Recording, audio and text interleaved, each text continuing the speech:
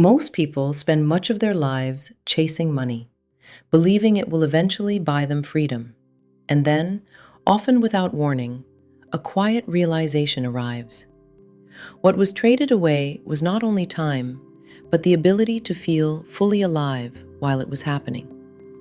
There is a well-known reflection often attributed to the Dalai Lama that captures this tension with painful clarity. People exhaust their health to earn money, then spend money trying to repair their health. They live as if death is distant, and arrive at the end feeling they never truly lived at all. It sounds less like philosophy and more like a calm description of modern life. Psychologically, this pattern is not accidental. The human brain is drawn to what can be measured.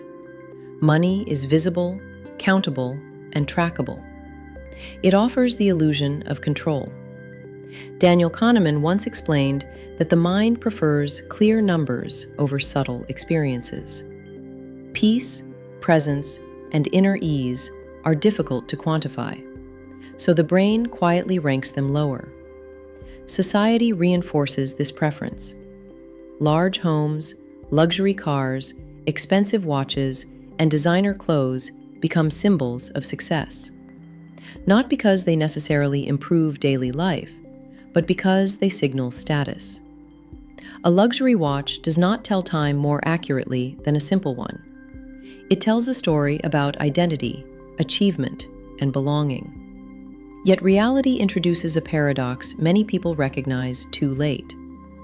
When financial stability finally arrives, the body may no longer cooperate. When there is time to rest, the nervous system has forgotten how. The calendar opens, but the mind remains tense.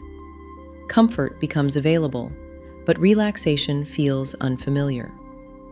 I once spoke with a man in his late 50s who had spent decades building a successful business. He worked long hours, year after year, postponing vacations, meals, and moments with family. When he eventually sold the company, he planned to travel with his wife.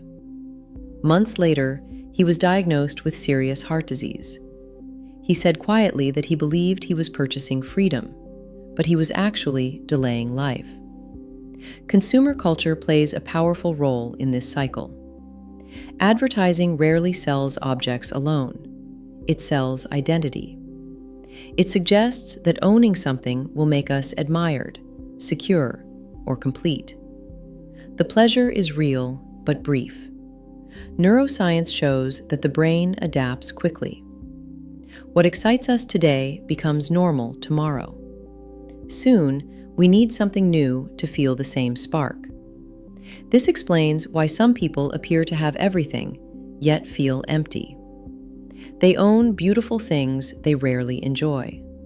They live in large spaces where silence replaces conversation. Their lives are full, but not settled. There are others who choose a quieter path. They live within their means. They avoid unnecessary debt. They prioritize reliability over excess and warmth over display. Their wealth is subtle. They are not constantly afraid. From a psychological perspective, debt keeps the nervous system in a low-level state of threat. When obligations feel overwhelming, the body never fully relaxes. Freedom begins not with earning more, but with needing less. A person who understands what enough feels like becomes difficult to manipulate. Modern life amplifies comparison. Social media turns existence into a highlight reel. New purchases, exotic trips, and curated success stories pass endlessly before the eyes. Rarely do we pause to ask whether we truly want these things, or whether we fear being left behind. The most durable forms of happiness are often simple: shared meals, unhurried conversations, quiet afternoons that allow the mind to breathe. These moments do not depreciate. They do not require upgrades. They remain vivid long after possessions fade. Money can disappear and return, time only moves in one direction. In later years, people do not replay bank balances in their minds.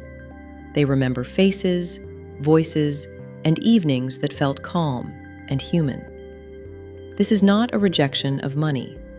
Money matters. It provides safety and dignity. But when it becomes the central measure of worth, life tightens. When the heart serves the wallet, anxiety grows. When the wallet serves the heart, life softens. A meaningful life is not measured by accumulation, but by the peace felt upon waking. True wealth is not stored away. It lives in the ability to enjoy ordinary moments without rushing through them. Perhaps the quiet wisdom is to slow down, to consume consciously, to invest not only in productivity, but in health, relationships, and inner steadiness. Because one day, money will no longer be the thing we need most.